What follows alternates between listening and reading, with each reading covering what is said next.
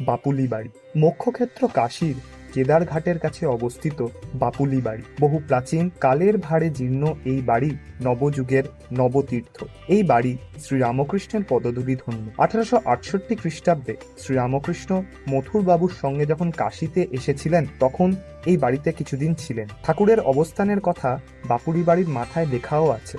জানা যায় বাড়ির দোতলায় গঙ্গামুখী একটি ঘরের সংলগ্ন একটি মাঝারি আকারের ঘরে শ্রীরামকৃষ্ণ অবস্থান করতেন। এই ঘরে সংরক্ষিত আছে ঠাকুরের স্মৃতি বিজড়িত খড়ম ও চৌক। ওই ঘর ও সংলগ্ন গঙ্গার ধারের জানলা দিয়েই শ্রীরামকৃষ্ণ গঙ্গা দর্শন করতেন।